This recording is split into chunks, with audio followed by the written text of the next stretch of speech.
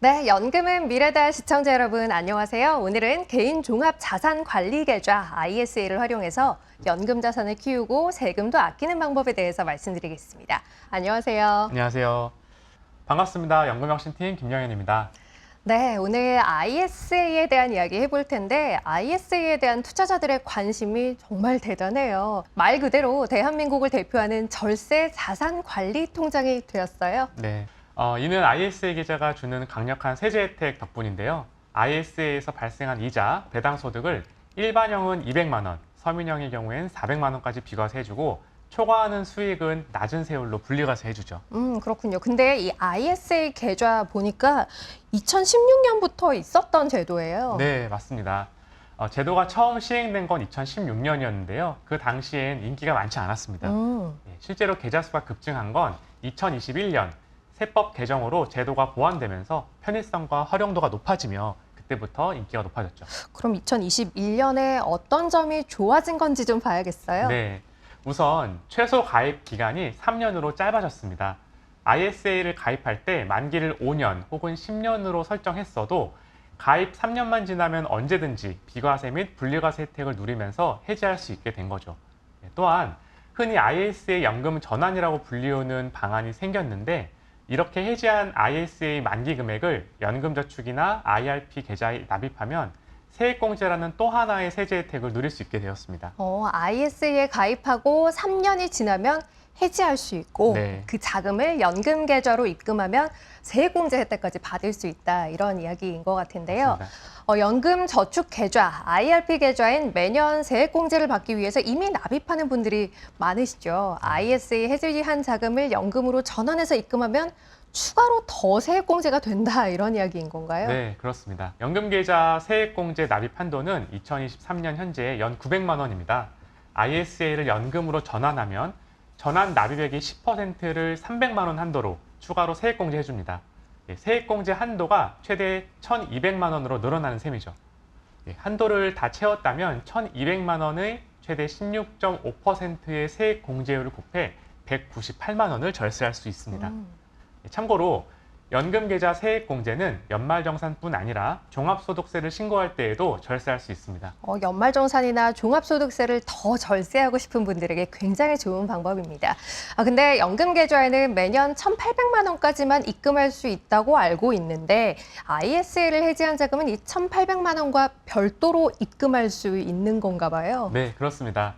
예를 들어 ISA 만기 금액이 5천만 원이라고 가정해 보겠습니다. 연금저축계좌에 올해 이미 1,800만 원을 꽉 채워 입금을 했더라도 ISA 만기한 해지 금액 5천만 원은 전환 납입할 수 있습니다. 기억해야 할 것은 ISA 만기 해지일로부터 60일 이내에만 연금계좌를 입금할 수 있고 그래야만 그해 세액공제를 받을 수 있다는 점입니다. ISA 만기일로부터 60일 네. 꼭 기억해야겠습니다.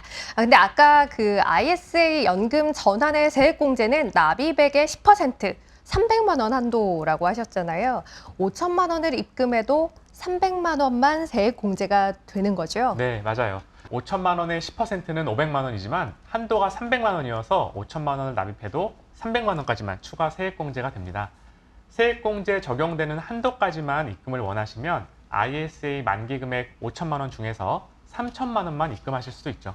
만기 금액 중 일부만 연금 전환을 할 수도 있는 거네요. 네. 근데 만약 300만 원 최대로 세액 공제를 받고 싶은데 ISA 적립금이 3천만 원이 안 되는 경우는 어떡하죠? 방법이 있을까요? 네. 세액공제 300만 원을 모두 받으시려면 ISA에 3천만 원에 맞게 추가 입금을 한 후에 해지하실 수 있습니다. ISA에는 매년 2천만 원씩 납입할 수 있는데요.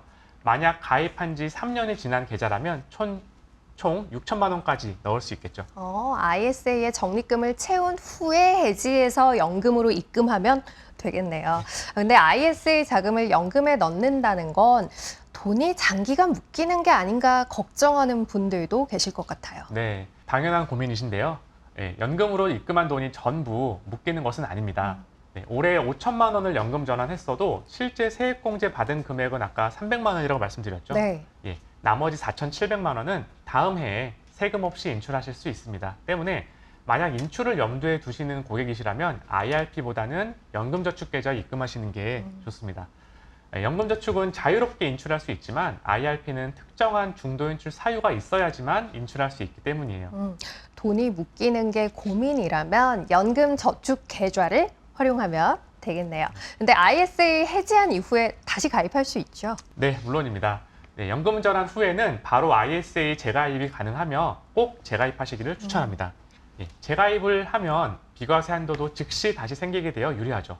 또한 이미 눈치채신 분들도 계시겠지만 3년이 경과한 ISA를 해지하고 연금으로 전환해서 세액공제를 받고 ISA를 재가입해서 3년 후에 또 해지해서 비과세 혜택 받고 연금 전환해서 세액공제 받고 이런 식으로 3년마다 반복 활용이 가능합니다. 네, IS를 활용한 세액공제 3년마다 한 번씩 챙길 수 있는 꿀팁이네요. 네.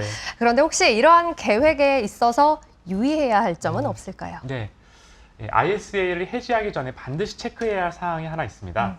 ISA를 재가입할 수 있는지 미리 확인해야 되는데요.